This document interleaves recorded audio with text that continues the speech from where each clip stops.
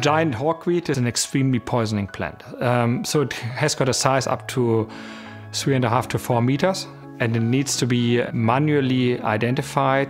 It needs to be registered and burned to avoid that it deployed into further areas.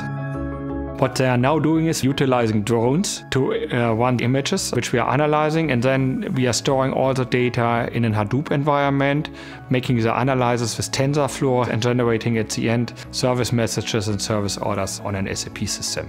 So you see here as well that doesn't sound like a standard process for us. It's a complete innovation to create a new end-to-end process, and in the past it was a fully manual process. And with the machine learning approach, now we came up to 90% image recognition. So the technology is better than the people. And we are not talking about hundreds of days or millions of investment. It took us a couple of days simply to orchestrate that new business process model.